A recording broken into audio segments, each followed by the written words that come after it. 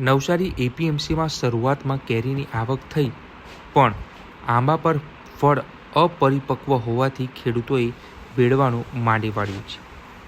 તો નવસારી જિલ્લો કેરીના ઉત્પાદન માટે સમગ્ર રાજ્યમાં જાણીતો છે. અહીંની કેસર કેરી, હાફૂસ, લંગડો, બદામી સહિત કેરી રાજ્ય તેમજ દેશમાં અલગ અલગ વિસ્તારોમાં તેના રસીલા સ્વાદ માટે વખણાય છે. તો વાત કરીએ નવસારી એપીએમસી માર્કેટની. 3 દિવસ અગાઉ કેરીના હરાજીના શ્રી ગણેશ થયા હતા, પરંતુ હવે કેરીની આવક ઘટી શકે તેમ છે. આંબાની વાડી ભાડે રાખનારે બેડવાનું શરૂઆત કરતાં જાણવા મળ્યું છે કે ફળ તો અપરિપક્વો અને નાનું હોવાને કારણે માર્કેટમાં યોગ્ય ભાવ ન મળવાથી સંભાવના જોતા કેરી બેડવાનું માંડી વાળ્યું છે.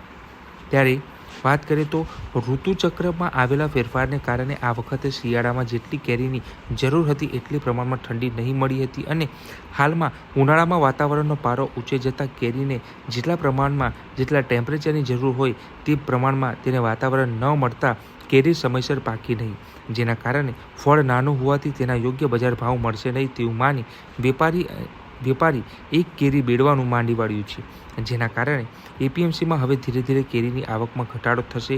પ્રથમ ફાલમાં જેટલી કેરી પાકેલી હતી તે તોડીને બજારમાં દેખાઈ રહી છે, પરંતુ હવે બીજો ફાલ અપરિપક્વ છે તેવી વાત વેપારી અને ખેડૂતો કરી રહ્યા છે. ત્યારે એપીએમસીના પ્રમુખ પ્રકાશ પટેલે જણાવ્યું હતું કે જે આ કેરીની આવક શરૂ તો થઈ છે, પરંતુ હવે જેટલી કેરીની આવક એપીએમસીને જરૂર છે તેમની સામે ધીરે ધીરે તેમાં ઘટાડો થશે, કારણ કે આંબા પર રહેલી કેરીની સાઇઝ નાની છે, જેના કારણે ભાડે રાખનાર વેપારી તેમજ કઈ રીતે ઉતારે તેની વિસામણમાં પડ્યો છે. કેટલીક જગ્યાએ વટાણાની સાઇઝની કેરી હોવાથી તેને પાકતા વાર લાગશે, જેથી એપીએમસીમાં હવે ધીરે ધીરે કેરીની આવકમાં ઘટાડો નોંધાઈ શકે છે. વેપારીઓ પણ ચિંતામાં ગરકાવ થયા છે. એપીએમસીમાં કેરીનો વેપાર કરતા જે વેપારી જણાવે છે કે જે વાતાવરણમાં ફેરફાર આવતા કેરીની જેટલી જોઈએ એટલી પ્રમાણમાં આવક દેખાતી નથી. ભાવ 2000થી વધુ રહેવા પામ્યો છે, જેને કારણે ખરીદ શક્તિ ન હોવાથી ગ્રાહકો પણ એપીએમસીમાં ફરકતા નથી. શું સ્થિતિ છે હાલ કેરીની? હું Prakashbhai Patel, APMC chairman Navsari.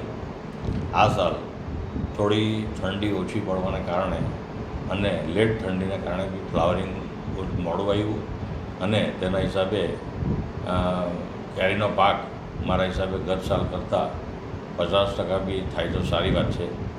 Already આંબા ઉપર પીલવણીની શરૂઆત થઈ ગયેલી છે.